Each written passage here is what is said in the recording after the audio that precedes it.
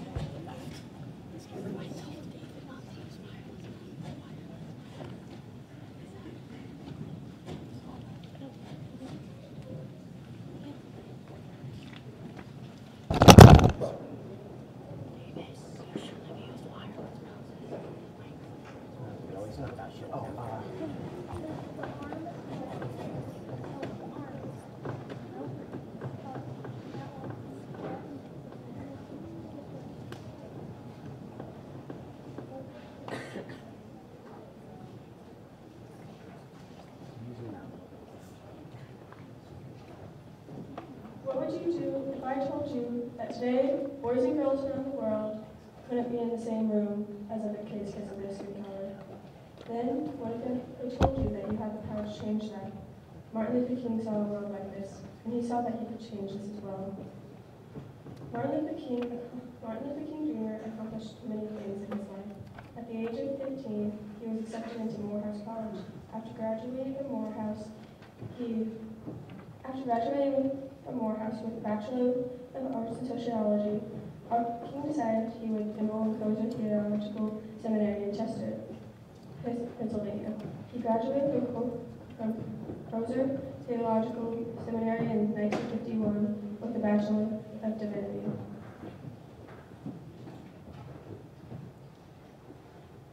King was one of the people who protested in the Montgomery bus boycott, which is when Rosa Parks was arrested for not giving up her seat to a white man.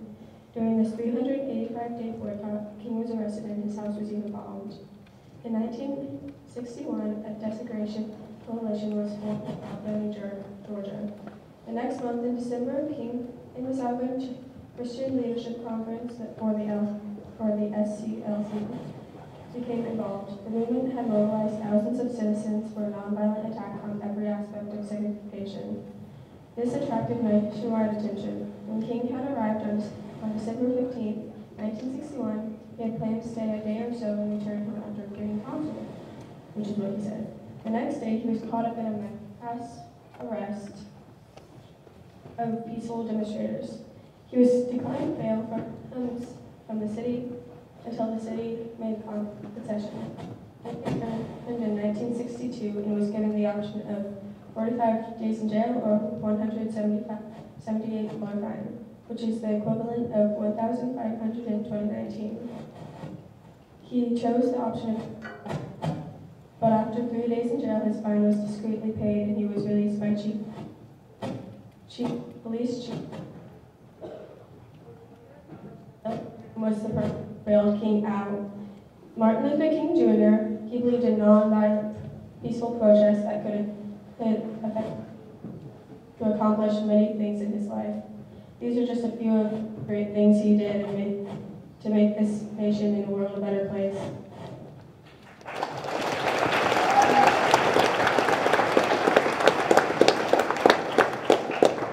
This next speech was written by Emily Bunker, and I'll be delivering it for her. Martin Luther King Jr. lived a life full of struggle. Even though it was hard, he never let it get to him. He inspired many with his words and actions. Even through all of this, not many people know about his life at home. When Martin was young, he was friends with a white boy. They would play together after school and were really great friends in general. Suddenly, his friends stopped hanging out with him. When said friend was confronted, he claimed that his mom did not want her boy hanging around with someone of Martin's color. This was Martin Luther King's first distaste of the disapproving world around him. Even though most of the world was against it, he grew to become one of the most well-known speakers against racism and changed the way America views the world around us.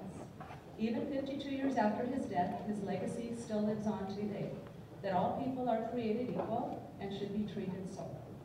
Give Emily a round of applause.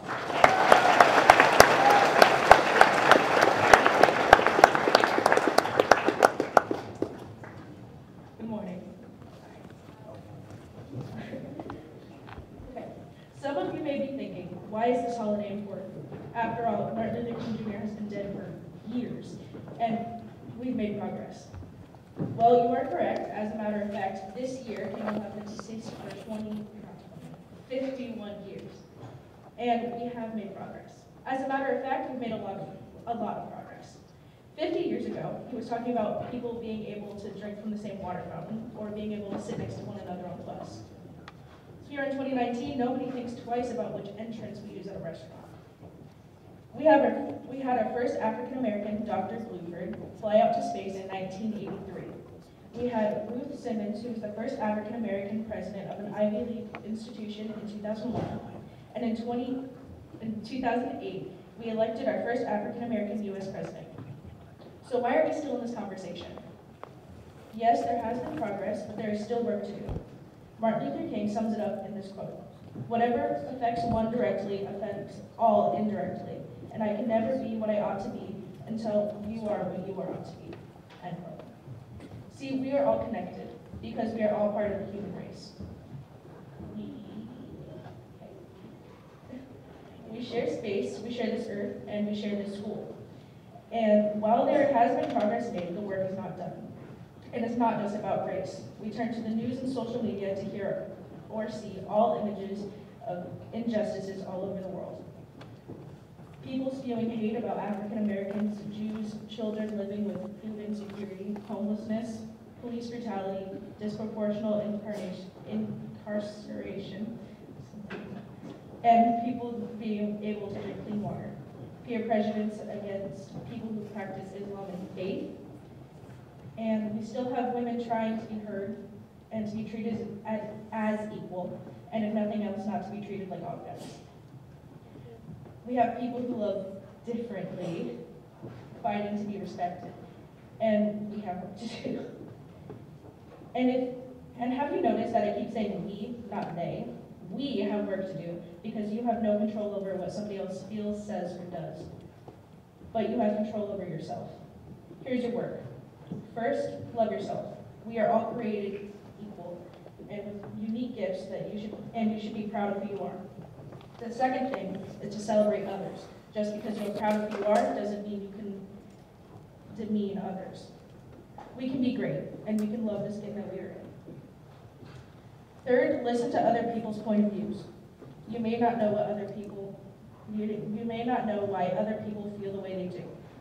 Now, you may not agree, but you may have a better understanding of where people are coming from.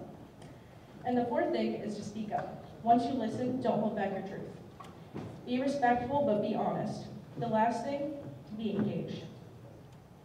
Get involved in causes. Get involved in causes. Be a part of the solution, not the problem. We have work to do. We have made progress, but the rest is up to you. Every day is a new opportunity, and the question is, how will you impact the world? The answer will be in your actions. Martin Luther King Jr. is still celebrated today for his action and his words. What will your life be celebrated for over 50 years after your feet no longer walk on this earth?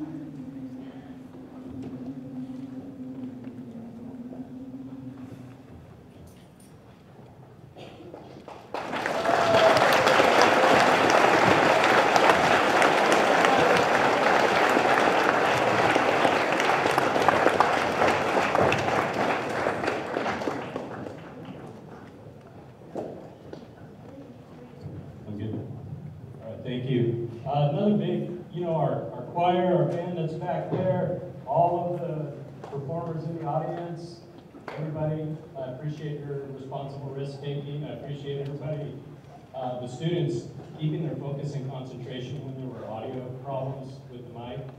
Nice job. Everybody taking a responsible risk. So let's give everybody a big hand.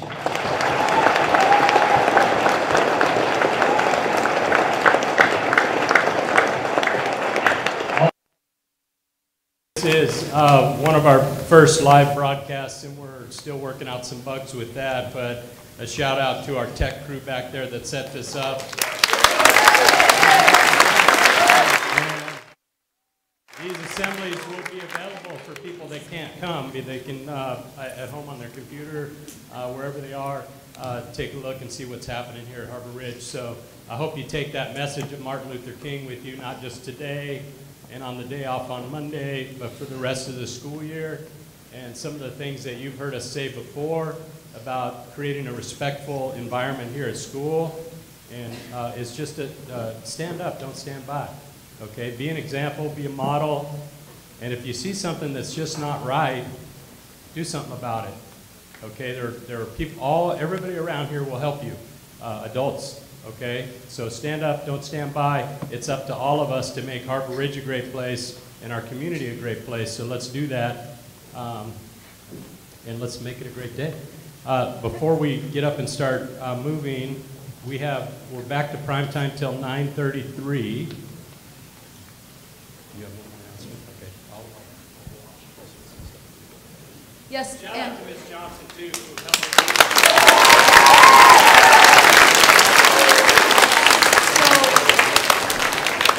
Speaking of making a difference in our community, the Harbor Ridge Annual Food Drive begins Tuesday and runs through February 1st.